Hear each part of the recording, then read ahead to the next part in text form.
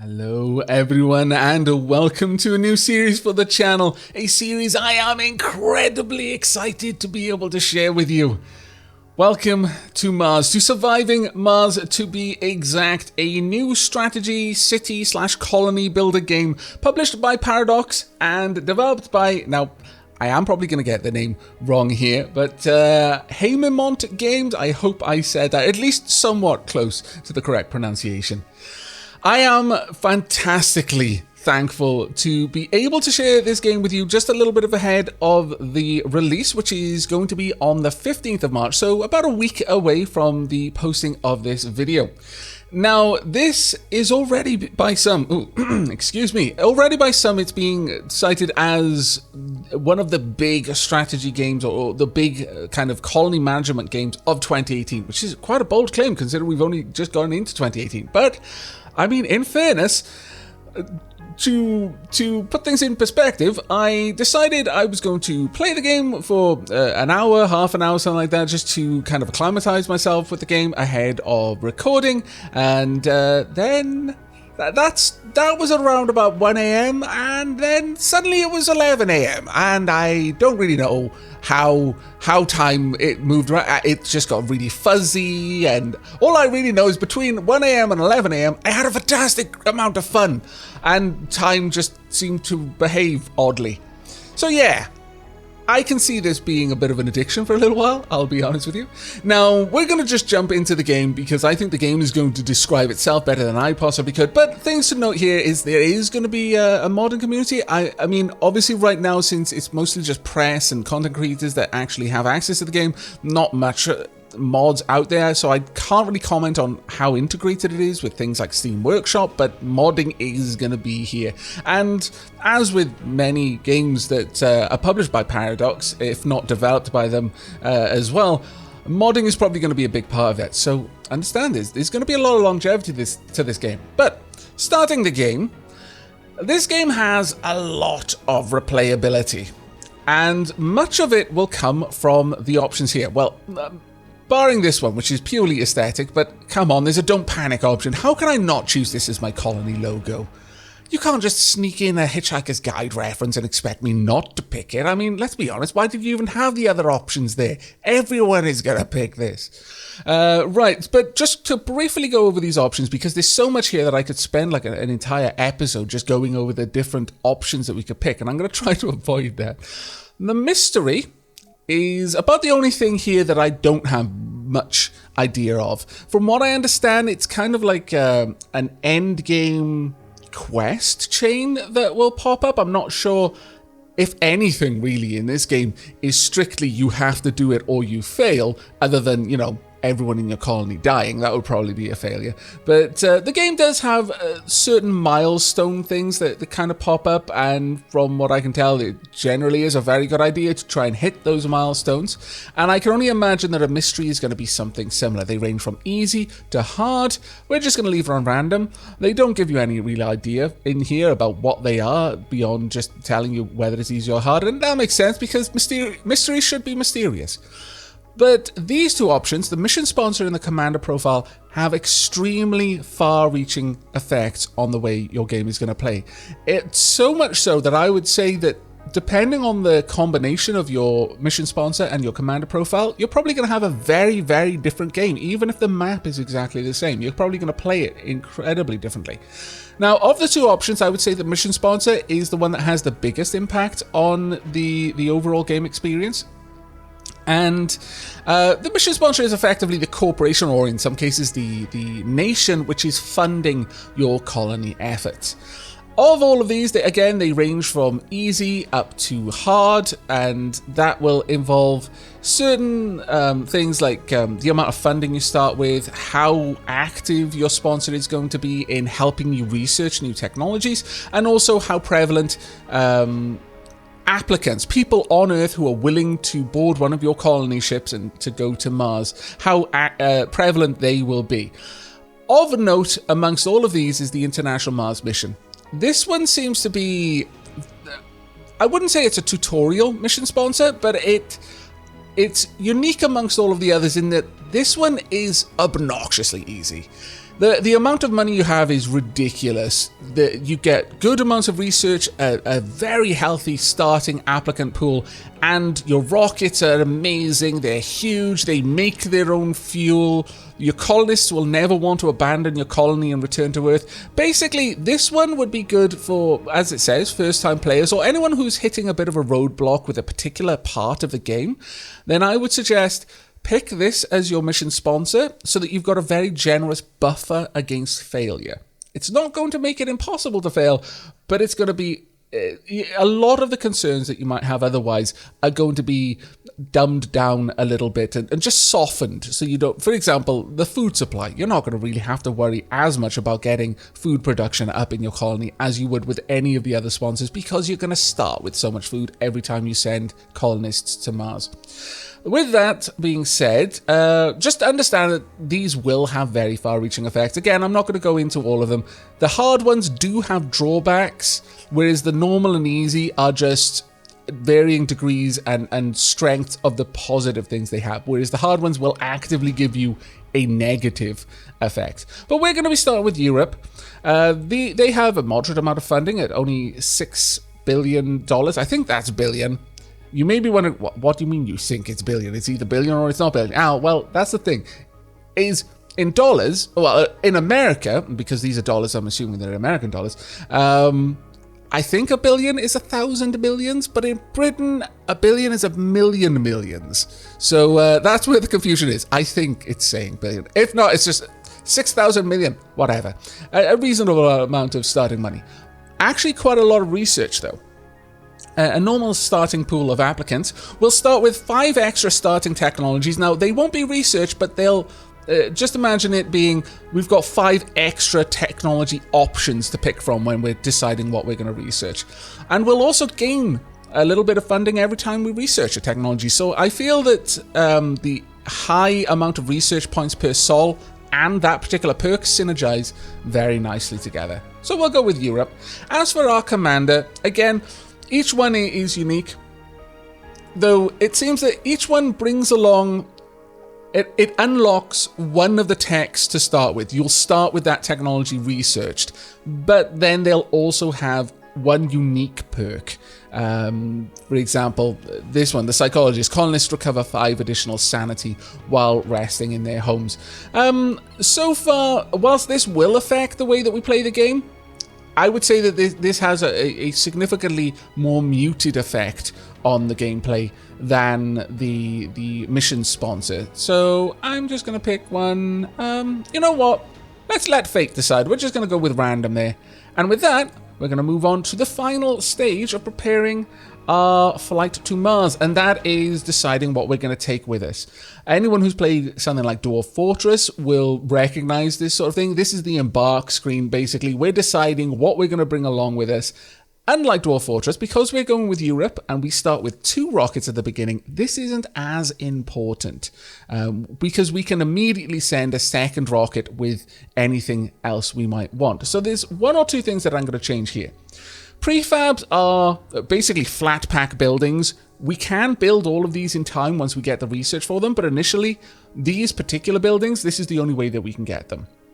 Now, a moisture evaporator will produce moisture from the atmosphere, but we might also be able to find deposits of water underground that we can extract. So I'm going to choose not to bring the moisture evaporator and instead bring a Stirling generator. That also gives us a bit of extra cargo capacity to play with. The Stirling generator is actually a fairly good early game power source as well, so that's actually quite a nice one. Now, with that extra little bit, we could bring along all sorts of things like food, metals, concrete. We don't actually want any of them. Polymers, these are materials that will be a lot harder for us to make. We're going to have to do some research before we can make them, or at least get domes and colonists on Mars before we can look to make these 2. So, yeah, I think we should bring along a little bit extra, honestly. Machine parts specifically, as more things need this for maintenance that I've seen so far than electronics. But with that, we've got an extra 1,000 kilograms to use. I'm going to bring along an extra orbital probe, and I think that should be good. You can rename a lot of things in this game, and so naturally, being one of my Let's Plays, I'm going to be renaming pretty much everything. The rocket included. Now, thankfully, in large part to Siri and all of the patrons who are supporting at the Ferret Toys tier, I have a name list always handy. But once this video goes up, by all means, if you would like to suggest your name for any particular thing in the game, then just do leave a comment down below. But for now, we're going to be going with the Plumber Smack, which doesn't really... I christened the Plumber Smack. I don't know. It doesn't sound much like a rocket. Oh, I know. Plumber Smack 1. Yes, there we go. And written as 1. Not the number, but the word 1. Yeah, that lends a little bit of extra officialness to the name of this rocket. So, aboard the Plumber Smack 1, we are sending all of our hopes and dreams to the Red Planet. Now, the final thing you need to do is pick your landing spot. And again, much like Dwarf Fortress, or in fact RimWorld, you can pick your landing site. But unlike those games, there are specific ones available if you would like them. Now, these ones are named landing zones, and from what I can tell, are always the same. It's always the same map, though I believe there's some randomness on the map, but it's largely the same map, geographically speaking. It'll have the same sort of concentrations of resources and the same threats. This is probably really important if you're new to the game, especially if you're having any kind of struggles with the game. Then I recommend that you pick one of these sites as your landing site, because if you find that, oh, well, this run isn't going particularly well, I want to start again, but I want to change, for example, your mission sponsor or your commander, you can do that. And then as long as you select this site, again, you will have the same map to play with. So it'll be a better training experience. However, I'm just going to hit random a bunch of times until we find something. I do want a decent concentration of metals and concrete, if not water as well. Ideally, like 3 on them. Come on, you can definitely give me something, game. All right, I'm going to resolve... there we go. Okay, that's not too bad. Dust storms, I'm not particularly happy with. I think, as far as disasters go, dust storms are kind of... They're not very cinematic. I want this to be a bit more of an action movie. There we go. That's nice. We'll have cold waves. Ugh, that's actually quite nasty. Relatively flat, but I've not seen a cold wave threat so far, so I'm not going to know what to expect. Dust devils and dust storms, they just make the place dusty. It is really what it says, which on Mars is not quite as mundane as it might sound. Meteors, though, it's going to be a fine movie. It wouldn't be a good movie if there wasn't drama. And what says drama and better than the potential of a meteor smashing into your dome and suddenly explosive decompression, and everyone is outside without their spacesuits? Perfect. Double points if there was a loved one, there was possibly 2 star-crossed lovers in some way, and they were just coming back from the mine. Maybe she just got off her shift as a miner, and she was heading back to the dome, and she saw the meteor come down, and her paramour was just waving to her from inside, isn't aware of the... it's great. I've already got canon in my mind. The first dome that explodes, that's exactly what's going to happen. I hope I can rename the colonists. I think I can, actually. This is going to be fantastic. I say as I'm planning the death of all my colonists. Wow, it's not even like I'm drinking coffee today. Okay, so welcome to Mars, Commander. Mission Control, log number 1. Welcome to Mars. Everyone at Mission Control is impatient to see the rocket touching down and unloading its precious cargo. Our remotely controlled eyes and hands on the Red Planet, the drones and rovers. Our goal is to secure a foothold for humanity by building the first Martian dome. This daunting endeavor will allow the brave pioneers, the founders, to settle on Mars and prove that a colony is sustainable. But until then, we have to make sure the colony has enough construction resources, water, oxygen, and power. Our mission sponsor is Europe, and our commander profile is the psychologist. Very well. Now, I believe that means that our colonists will regenerate sanity points when they're resting at home in the dome that is almost guaranteed to be struck by meteors. This is going to go well. I can tell right now. Right, the first thing we need to do is decide where our initial landing rocket is going to go. Let's designate a landing site for the rocket. A promising area has already been scanned for the resources. Select the rocket from the highlighted icon at the bottom of the screen. We'll do that in a moment. This is the site that has been scanned. We can see that there's a number of metals. There's some concrete deposit there and metal deposits on the surface. Buildable area is about 60%. Now, I am generally going to go for somewhere that is a bit higher up because it's going to do better for our solar farms. There is a high chance that this sector contains water. Rare metals, concrete metals. I want water. Definitely want water. Well, I guess around here should be okay. Is there a better area that has metals though? Doesn't look like it. Okay, well, I'm going to use my probes. This is why we've got them. Achieved. Oh, wow. Anomaly found. I've actually got quite a lot there. Okay, so we've unlocked a milestone. We'll check that out in a moment. But next, I'm going to scan a couple of other areas. Oh, wow, that didn't have what I was hoping for. Oh, there we go. Sorted. And let's actually grab one that isn't right next to all of that.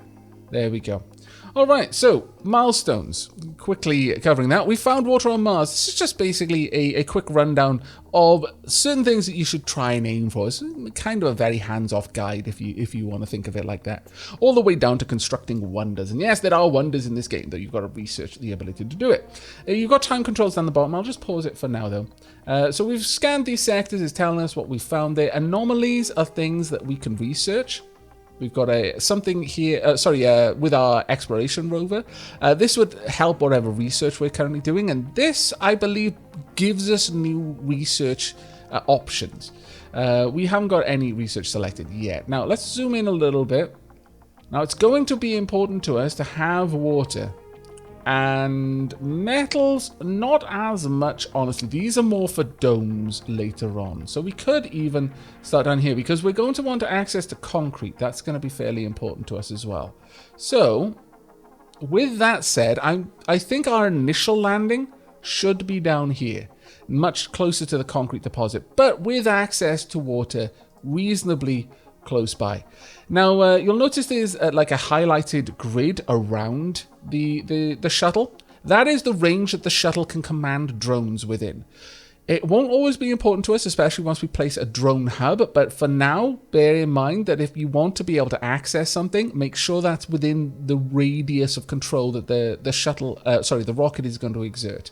And we'll touch down about here. There we go, some landing lights.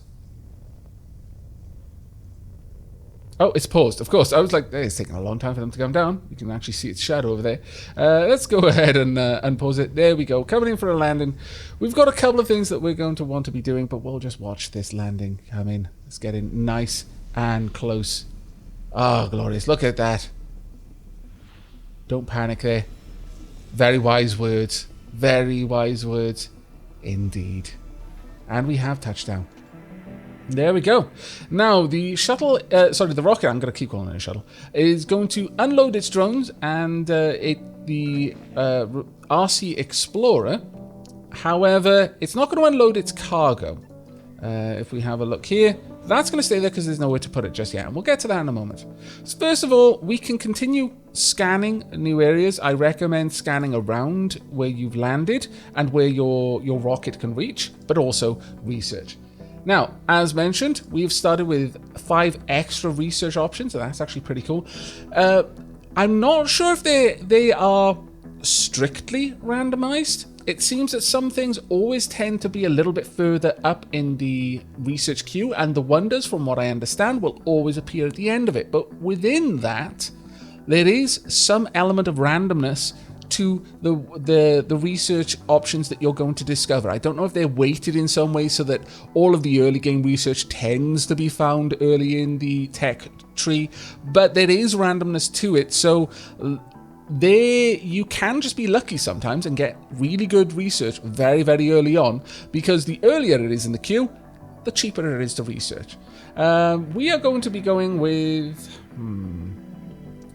rocket and shuttles require less fuel. That wouldn't be too bad. There's nothing really amazing here, honestly. I'll be honest there. Well, we could go the Explorer AI robotics. Generates 100 extra research per sol from the RC Explorer vehicles. Multiple vehicles result in collaboration losses. AI specifically tailored for our explorers will think for itself, gathering only the data they have deemed could be of interest. The above will greatly contribute to our research initiatives. Very well. Let us begin the research. And you can queue up to 5 different researches. Following that, drone hubs will be constructed with 2 extra drones. Might be nice. Honestly, I think after that, we're going to go with autonomous sensors. The sensor towers will no longer require power or maintenance to operate. Reliable sensor data is instrumental for the exploration of Mars. Indeed, it is. And we'll just leave it at that for now. As we research things, we may uncover more items. I think every time you research something, well, actually, it might not. But I believe some of them lead to new researches. But the main way you're going to find it is with your explorer.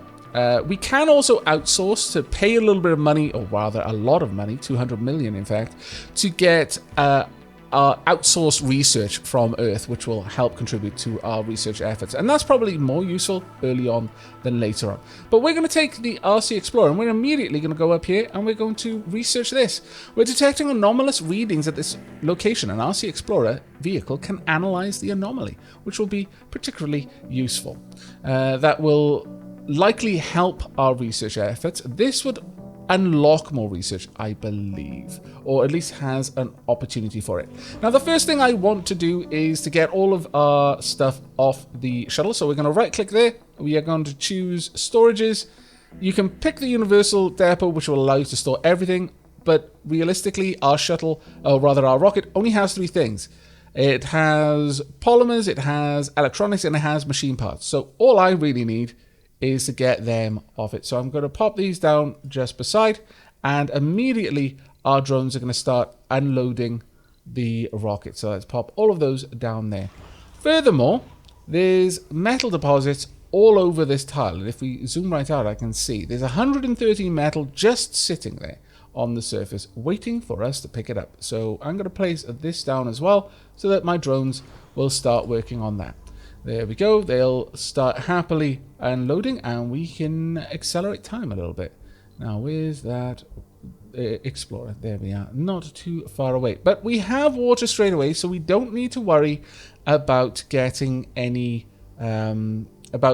sending up a water evaporator. We're actually going to be pretty good early on. But the first thing we actually want to get is concrete. That is a basic building material and is used in lots of things, much the same way that metal will be. So to get that, we're going to want to go down to extractors and the concrete extractor. Doesn't it require any workers? It's an automated facility, but it will cost 2 machine parts and 6 metal to make. Now, we don't have metal right now, but we will soon. So let's go ahead and place this down. Research complete. Thank you very much for that. Analyzed. Milestone achieved. Slow things down a little bit. Milestone achieved. We've scanned an anomaly. Fantastic. And that's why we just gained a massive amount of research points, and we finished Explorer AI. So we're already getting a bunch of extra research done.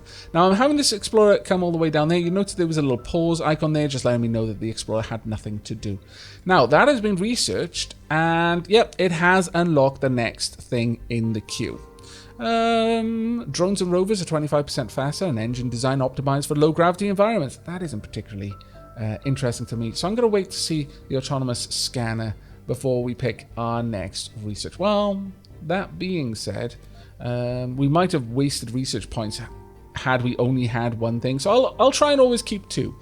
The decommission protocol, we won't need this for a little while, allows the clearing of salvaged and destroyed buildings. In this game, initially, until you research this, if you decide that you don't want a building, you destroy it, it just becomes a ruined husk, just sat there, just taking up room. So this is a decent tech to get fairly early on. We have researched the point where we reached the point where we must do away with old buildings on Mars to make way for new ones. Indeed. So we'll just cue that one up there.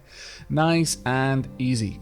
Right. As I was saying, we want to get a concrete extractor. Now, you want the highlighted hexes in front of the extractor to be over the concrete there, which is going to be extremely important. Do we want to rotate that around a little bit? I think we probably do. A middle mouse button to rotate. And you can see the projected amount that we're going to get. And the grade is going to impact how quickly this can be pulled out. If a deposit is of a high grade, then your extractor is probably going to be able to extract it closer to its maximum theoretical extraction potential. Whereas if it's low grade, then even if the extractor itself was capable of extracting resources at a set amount, it's going to be downgraded quite significantly. But 450 right there seems fine. Now we're going to need power here as well. And this is where the Stirling generator that we brought along is going to come into play. Now this generates 10 power by itself, which is actually quite a lot, because the basic solar panel produces 2, the large produces 5, the wind turbine produces 5, but requires machine parts to manufacture. Now, initially, metal is going to be something we're going to be able to get a lot of just off the surface of Mars, so for the time being, that's, as far as I'm concerned, that's something we can make in-house. But machine parts, polymers, and electronics, that's something we don't have the capacity to make ourselves yet, so they are precious resources for the time being. Now, the Stirling generator does require maintenance of polymers. However, it's protected from dust while it's closed, and at that time it'll produce 10 power. If we open it up, it'll produce 20, but then will be subject to dust. Now, one thing to be aware of with dust, things like rockets, when they take off, will cause a plume of dust around them. Extractors always produce dust as well. So anything that you don't want to get dusty, just build away from it a little bit. So let's say we build it up about here, because eventually we're going to have a water extractor over there. We're also going to want cables to connect the Stirling generator up. And we'll bring this down to about there. There we go. Now this is going to be producing 10 normally. This will only require 5. Let's actually speed things up and get our machines out there gathering things. Let's bring over some of the machine parts. We've already got most of the metal here. And that has been just built straight away because it was a prefab. We didn't need anything for that. Now, this looks amazing. If we open this up, oh, it's just fantastic. And then we're going to close it again because we don't want maintenance. Vehicle battery low. Oh, vehicle battery is low. This one is already getting low. Don't worry, we can recharge it out. We found some useful material in the debris from a small meteorite. Anomaly analyzed. Mission control log number 7. We found some useful material and debris from a small meteorite. After minimal processing, the resources can be transported and put to good use for the benefit of the colony. We discovered 30 rare metals at an anomaly site. That is amazing, because rare metals... Now I'm going to turn this off because I wasn't expecting to need that. Rare metals can be sent back to Earth. That's the only thing you can send back on a shuttle and make money from. Also, we just got a meteorite land. Now these can sometimes bring deposits with them as well, which will give us extra stuff. Now, you can have your rovers recharge by just telling them to go and sit on a cable and they'll gather power. The other thing to note about cables, the longer they are, the more chance you're going to have to maintain them, because they can have faults and they will cost resources to repair. Now, this is currently doing 2 things. We're producing waste rock and we're also producing concrete. Now, we want to store the concrete. It's going to be very important, and I think it makes sense to have the storage be right next to the thing that's producing it, but also we want to store the waste rock. Now, this is less desirable, so I will tend to put this somewhere where I don't think I'm going to build. And that'll usually be around some sort of geographic feature that is going to make it a less desirable location to site my base. But I am really surprised that we've got rare metals already. We're going to place this down here. Now, rare metals are used to make electronics. And generally, you can only gather them when you've got a dome up and running. But that was actually a pretty good find for us early on. So we're generating all we need for building materials right now. So the next thing we're going to do, suggested buildings, sensor towers. Sensor towers significantly boost your scanning speed for nearby sectors. They also give advanced warning of disasters. Note that sensor towers require electrical power that must be provided by a power generator. And I was about to say, well, I might wait until we've got our research for that. And it looks like we just have.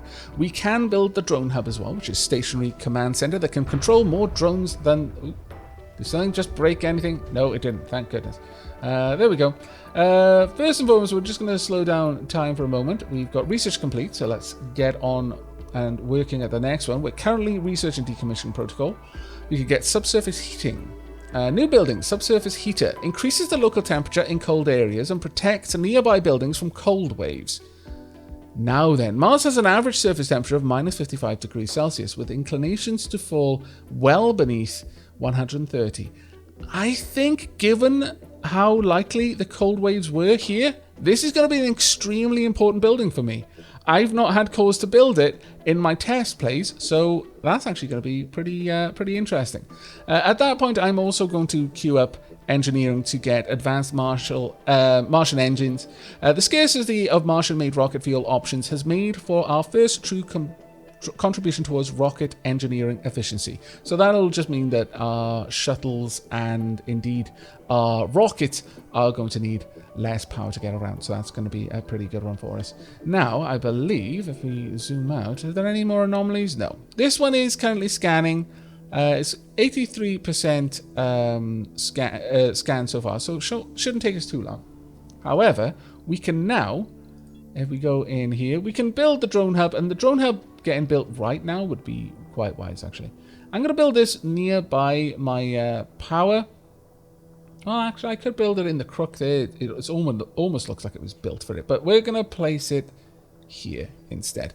There we go. This is going to act as a drone command center, so instead of having to rely on my rocket, because once my rocket leaves, then it's going to take this radius with it, this will give me a comparable radius for commanding my drones. It'll also have a limit on the amount of drones it has, but I believe when it's built, it comes with a couple of extra drones. Additionally, it has charging ports for drones on either side, so it's super important. Up to now, our drones have to board the rocket to recharge. Not particularly useful, that one. Now then, as I believe I mentioned, the dust is kicked up by rockets and the extractors and a couple of other things like dust devils and dust storms. Now, dust contributes to maintenance. The more, I believe a building will naturally require maintenance over time, no matter what happens. Though I could be wrong about that. But dust definitely contributes to it. The more dusty a building is, the sooner it's going to require maintenance. And once this bar completely fills up, a drone will have to collect the maintenance material and then come and maintain it. And clean it of dust in the process. If it goes too long without being maintained, I believe it's only a number of hours without being maintained. Once this bar is full, then the building will simply stop working, which obviously is kind of a bad thing to happen. Now, with all of that happening, what is the next thing that we really want to work on? We have got the drone hub, which is fantastic. I think getting a battery would not be a bad move. This will, again, require maintenance of polymers, but it'll require 2 polymers and some concrete to build. Sure, we'll pop this one down just about there. This will connect up. Right now we're producing a little bit more power than we need. The total demand is 8 because obviously this is drawing power as well, and this is drawing 5. So let's just start not wasting our power at the very least.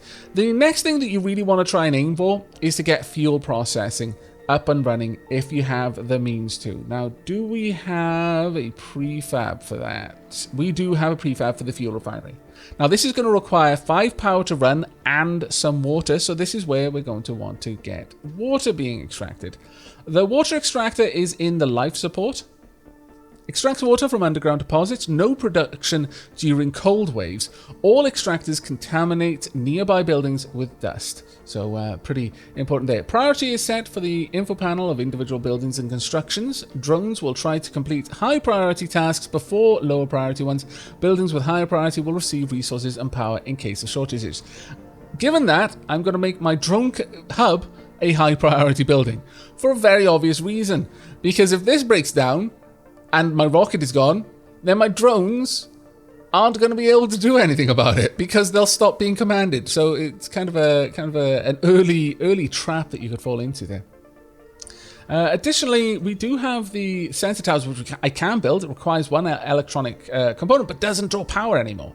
Boosts scanning speed, especially for nearby sectors. Extends the advanced warning of disasters, and I think that's a pretty good idea. We can put this pretty much anywhere. It doesn't require maintenance, I don't believe. Let me just double check. Yeah, it doesn't require maintenance because of the tech that we've got. So given that, it doesn't matter that I'm going to put it right next to the extractor there. Should be fine. Right, the next thing that we're going to be working on then is getting up there and getting a water extractor on the go. Sector scanned. Oh, Select fantastic. a sector to scan. Very well. Exploration. We didn't find any anomalies. That's a bit of a shame. See high chance of the sector. Actually, I'm going to let the sensor tower we built first because it is going to give us a little bit more information about things. So again, back to water extractor. Now, the icon there, the droplet icon, is where any extractor needs to be overlapping in some capacity, the little blue area of effect there. Generally speaking, I would say it doesn't really matter how close it is. I don't believe that it impacts how much more it's likely to gather. It consumes more power in cold areas. Oof, okay. Bearing that in mind then.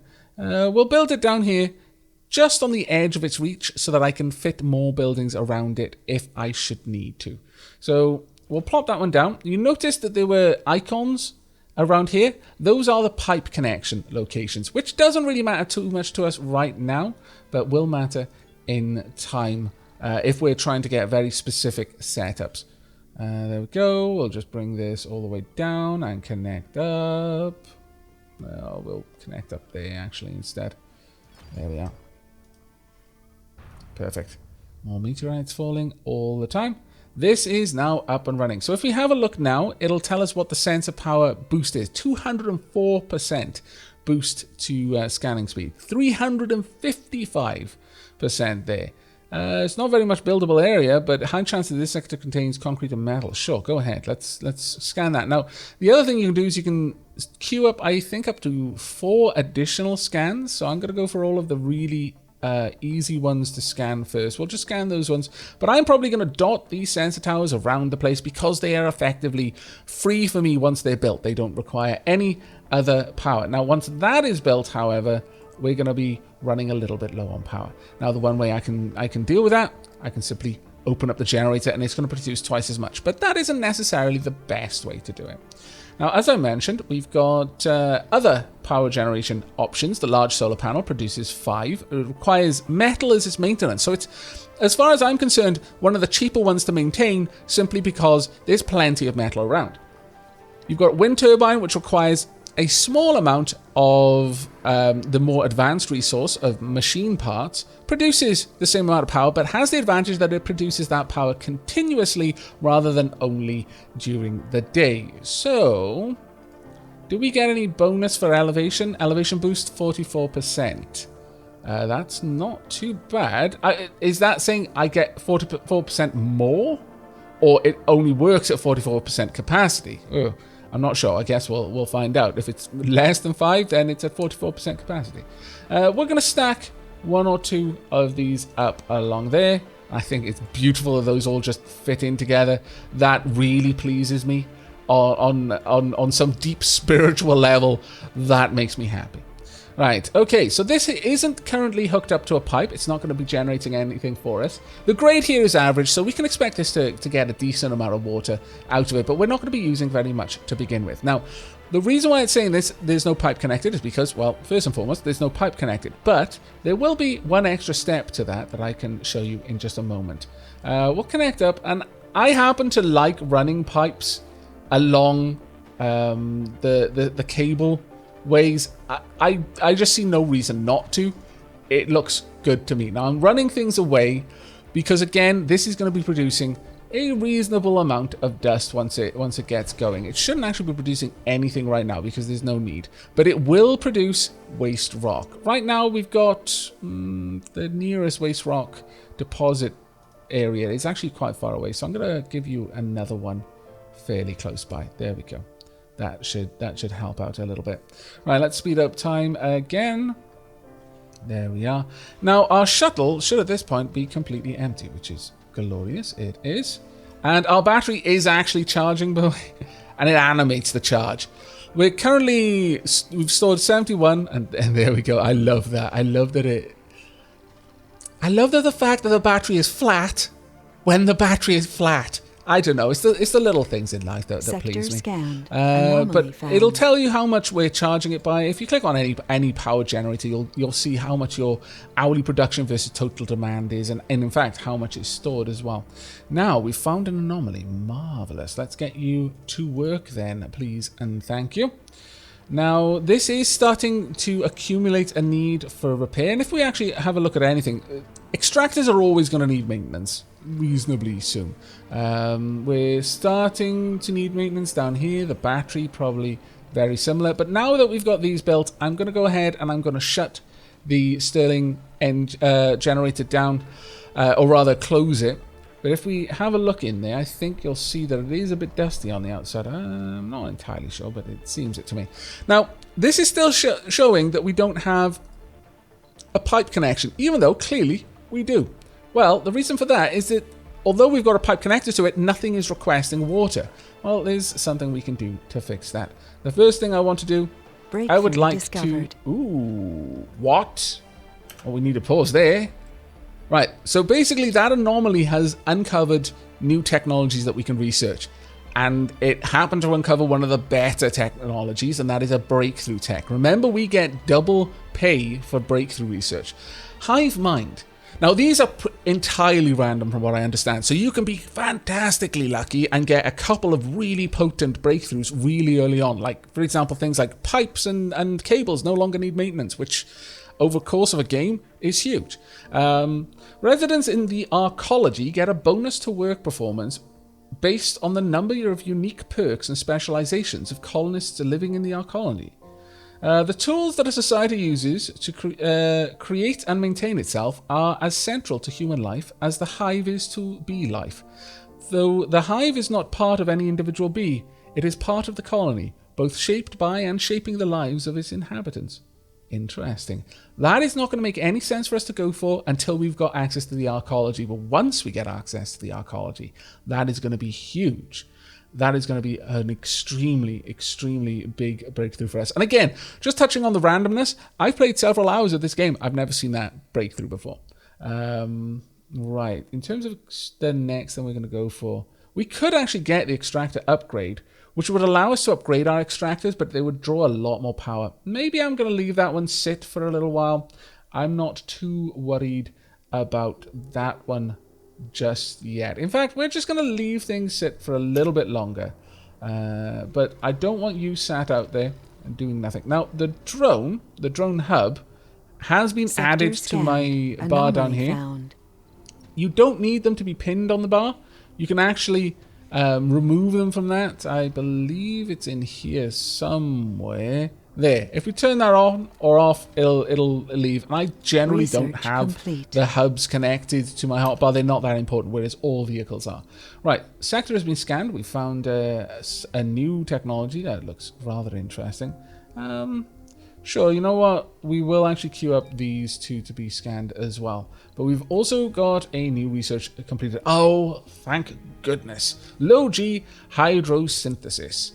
This will allow us to build the polymer factory and make our own polymers. Unfortunately, not until we've got colonists, though, because it does require workers, as evidenced by the little worker symbol to the right of all of the concrete, metal, and mechanical parts. It will also allow us to build the fuel refinery. So that one doesn't require any colonists to run. And in fact, we're about to build one right now, just from a flat pack, I guess. We've got, what are they called? Let me just double check.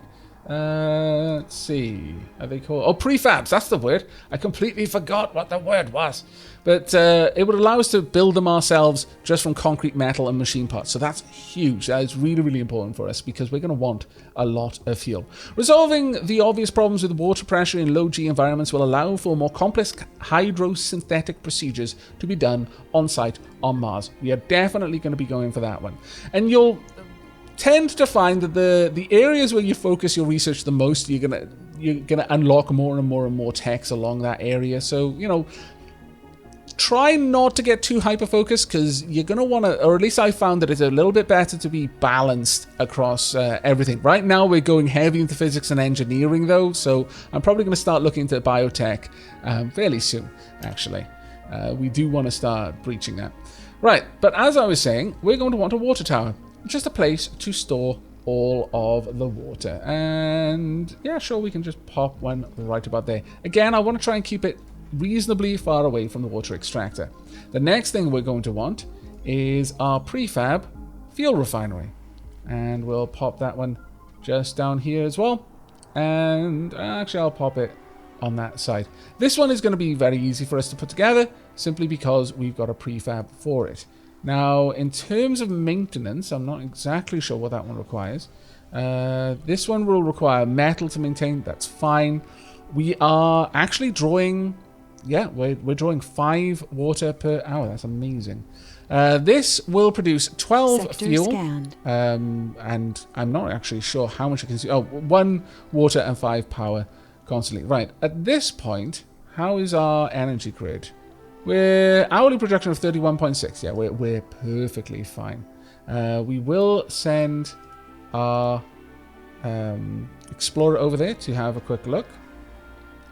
Now, next up, I would say we're going to want a fuel storage where the fuel is being produced, right there. And once we've got that, we're going to start refueling our rocket and be able to send it back to Earth. On that note, there are a few things we want from Earth. So we've got one more rocket down there. So let's go ahead and grab a few things. I want the RC rover. A remote-controlled vehicle that transports, commands, and repairs drones. This is going to be really important because it also recharges vehicles which have run out of battery, because it carries its own charging port because it needs to be able to recharge its drones, but it can also use that to recharge, for example, our explorer if it ran out of battery because it was exploring something way too far away from the main base. Additionally, if something breaks, it brings its drones with it so it can help out with that. I also want a transport which will allow us to ferry resources and even collect resources, because it can mine in much the same way that our little drones can. Additionally, we could get some orbital probes if we really wanted to. I'm not too worried about that, but I would like to get some more of these resources, which are going to be very useful to us. I would also like to get a couple more drones as well. Do we want any more prefabs? We could pick up machine parts factory and electronics factory. I'm not going to worry about it just yet, but I wouldn't mind an extra Stirling generator. Now, they are expensive, unfortunately. Very expensive, actually. But I would like to grab a second one because they're so very useful. You don't need to fill up the rocket. It will take time to get to you, and you will have to refuel it to send it back. But you don't need to completely fill it. I tend to, however, because I just feel it's more efficient to do so. There we go. That should put us in a pretty solid position moving forward. And of course, we've got a new rocket, so we need to name it. This shall be the Zangiri. And because it's the second rocket, it shall be the Zangiri 2. We don't talk about what happened to the Zangiri one. Very tragic. Engine failure. It was a spectacular explosion, though. It saw it from miles. And the shockwave. I mean, I'm talking about it now, even though I said I shouldn't talk about it. I don't know what it is about me and massive explosions today. I seem to get very excited when I think about them. I don't think they've picked the right commander for this Mars colony, you know. I think there may have been some clerical error when I put in my resume. Yeah, either that or they forgot to check the psych eval. Well, their fault. I'm already here now and they can't send me back. Well, I guess they could, but no, I'm the one who chooses who goes back. Take that. Right, okay, so we're gathering quite a lot of metals right now as well. Fantastic. We've got new tanks for research. There's more to the barren environs of the red planet than meets the eye. Marvelous. A veritable treasure trove of undiscovered knowledge and wonder. So long as you know where to look. And we do, apparently. Even the tiniest, simply looking rock, I imagine that should be simple, I don't know, can contain the answers to mysteries which perplex the human mind for generations. Sometimes it takes just a simple discovery to assure us of the vastness of the universe, and I imagine, and encourage to us to and encouragement to make us look beyond the boundaries of our existence and into the future. Effect: the following texts have been revealed: Earth-Mars Initiative, fuel compression, hydroscopic evaporators, low G turbines, and transport optimization. Very nice indeed. So the Earth-Mars Initiative will increase research provided by our sponsor by 100. That is extremely important. That is so important, in fact, that gets precedence. The fuel is, well... Now, we're going to move these around. Like so. Yeah, in fact, we're going to do it like this. Now, don't worry. When you take something off, it remembers how much research you put towards it. I know some games don't do that, which is quite frustrating, but this game is kind to us like that. Now we can get fuel compression for engineering. The fuel section is by far the largest, and when full, the heaviest part of a rocket. This makes developing more compressed fuels especially important when striving to bring more to Mars with fewer rockets. So we could actually increase the volume of our rocket and bring more stuff to Mars. That would be quite useful. Alternatively, we could go for transport optimizations. Considering we're bringing a transport over, that would be quite nice. It allows it to harvest resources faster, and its maximum storage is increased by 15. The remote location of some resource deposits calls for transport rover optimizations. I think that's pretty cool. Additionally, low G turbines, wind turbine upgrade, polymer blades.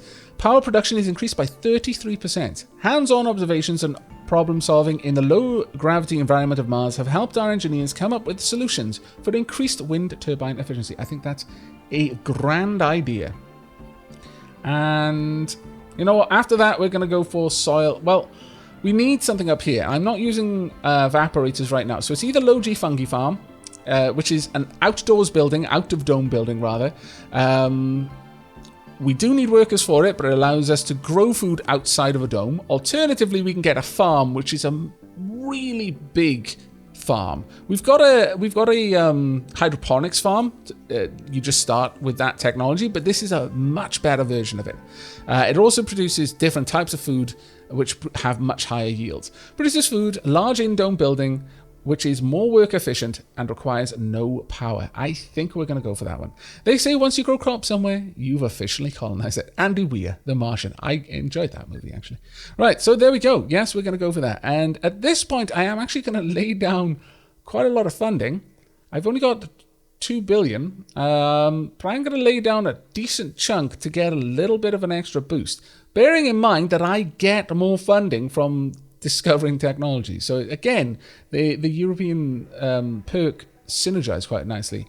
But we'll spend 200 million to get an extra 1,000 research over the next 5 sols, so an extra 200 per sol. There we go. We're now up to 700 if we outsourced again. Yeah, go on then.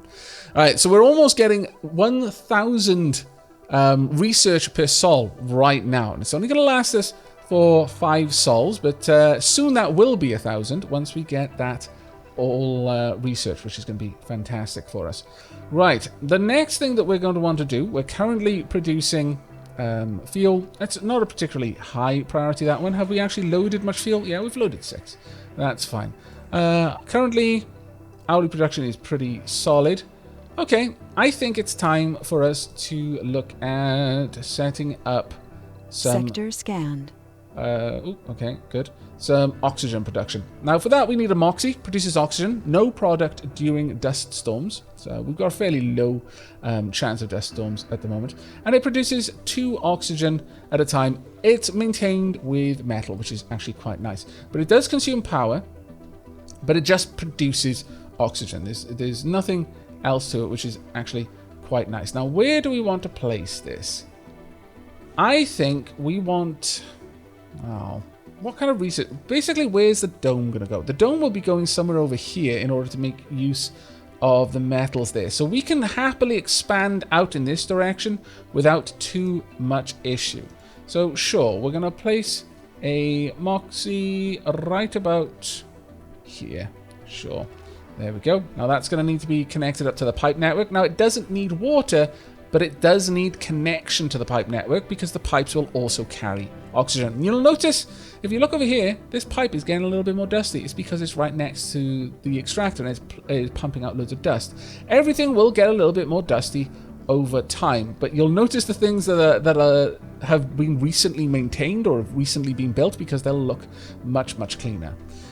We also are going to want an oxygen tank in much the same way that the water extractor didn't really know what to do when we didn't have a tank to fill.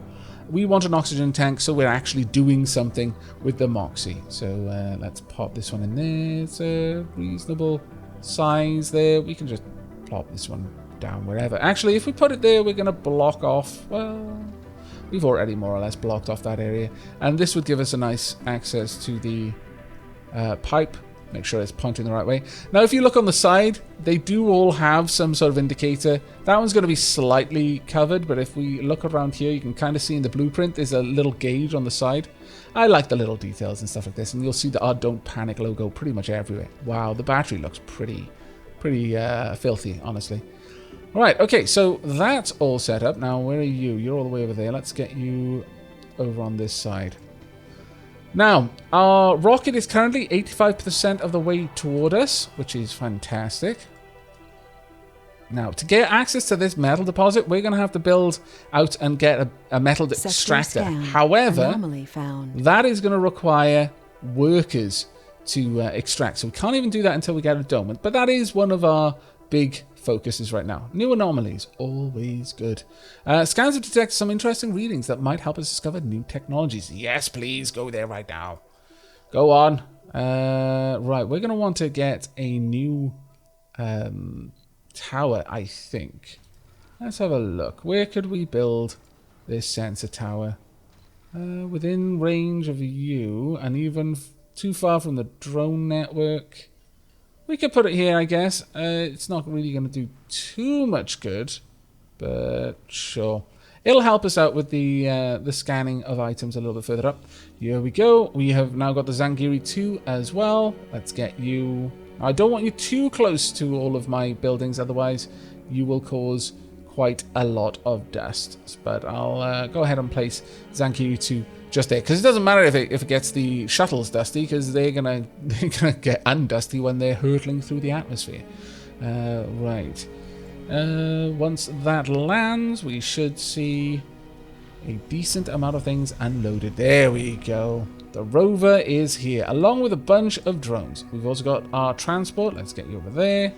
And we'll start unloading all of the goodness out of the Zangiri 2. There's more to the barren environs of the Red Planet than meets the eye. A veritable treasure trove of undiscovered knowledge and wonder. So long as you know where to look. Okay, very nice indeed. We got a good whack of new research options there. Let's go and have a quick look at these. We've got systematic training. Scientists and botanists have +10 performance when working in their speciality. Hell yeah, I'm a botanist. Fear my botany powers. Wow, they really liked the Martian quotes. I guess that makes a lot of sense, really. We could get the technology so we could just build our own drone hubs and no longer have to worry about prefabs. We can now rely upon ourselves to build the complex hubs that control our de facto heavy labor force. Very, very useful. We've got magnetic filtering, Moxie upgrade, oxygen production increased by 50%. Magnetic filters block ferromagnetic metal contaminants as well as weakly magnetic particles from the Martian atmosphere when inhaled by our Moxies, greatly increasing their efficiency. That sounds pretty good, actually. Adapted probes. Probes are cheaper and can deep scan. The universe is under no obligation to make sense to you. Neil deGrasse Tyson. I like that. You got a quote from him. And then the low G high rise. Now, this one's actually pretty important. It allows us to build apartments in our domes. They're much higher capacity housing, lower comfort, but much higher capacity. Like I believe actually twice as much room in there. I suggest that going to Mars means permanence on the planet, a mission by which we are building up a confidence level to become a 2-planet species. Buzz Aldrin. That's actually quite a nice quote. That is not, however, an arcology, so it is something that we're going to be aiming for, but it's not something that we're going to be rushing toward right now. Right now, the rover can just help out, but now that we've got the transporter, we can do something really, really good. And that is... you can go away. If we look at any one of these, we'll see some which actually say there's metals. There's only one there, which is kind of piddling, but 67 there, 2, 14, 23, 21. Okay, this is one of the best ones. We have a look in. We should be able to see what they are. For example, this is a metal deposit there. What we want to do is I want to set up a trade route. Now you could just... I'm going to pause time there so we can have a look at that. You could just tell it to go and mine these by saying load this resource or right-clicking on it. But I found that creating a transport route does much the same thing, but means that it'll pick other similar deposits that are near enough. So all we need to do is click We could click on the resource itself, but we're just going to click nearby and say load metals. If there's metals around where you are, pick them up. And then I want you to drop them off here. Now what will happen is because there's a metal storage nearby where it's dropping off, it'll try to load it into the metal storage itself. And I'm going to be pretty active with my transporter throughout this playthrough. Every time I discover a new area that might have metals, I'm going to have a look. For example, 62 there, and I'll make a note to send the transporter out and just gather them. It just saves me so much time. But we've got a pipe leak. Let's go and have a look at that. Malfunctioning pipes. Oh, wow, that's a nasty pipe leak as well. That's right by the extractor. Right now we're losing a little bit of oxygen each hour and a much less than a little bit of water each hour. Our drones are going to just straight up repair that. It's not a problem, but you will get a little visual seeing the leak. You can also have those on your cabling as well. But it does give me a reason to talk about this. You've got pipe valves. Likewise, you've got cable switches.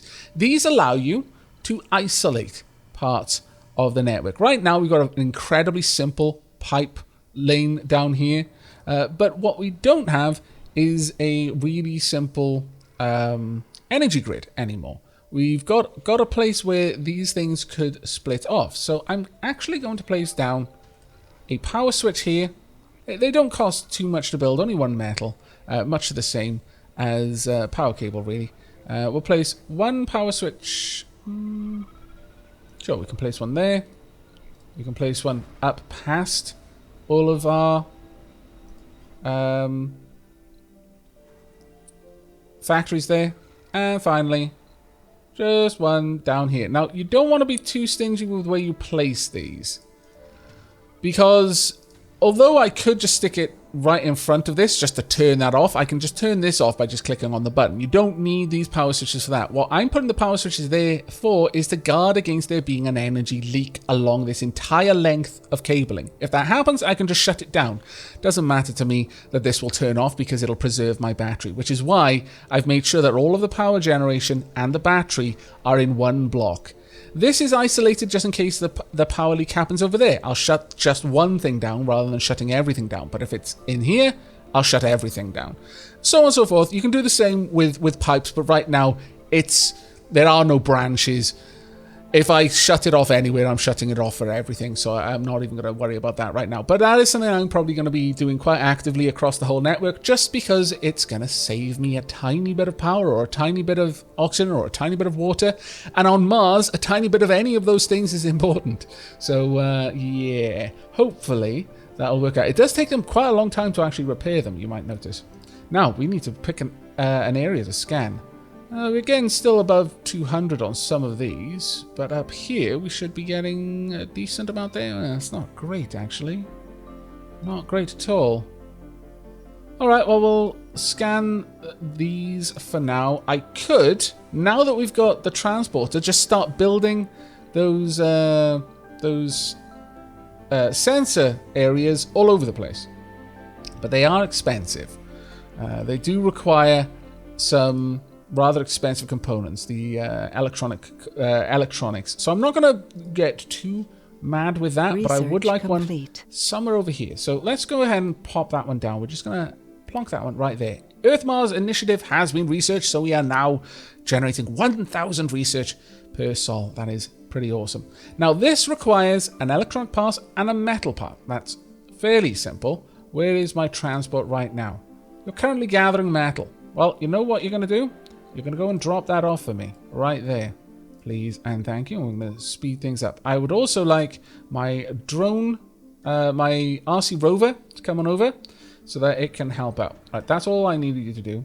Now I want you to come over here and just unload your metals, and then I'm going to want you to pick up one electronic part and then cart it over.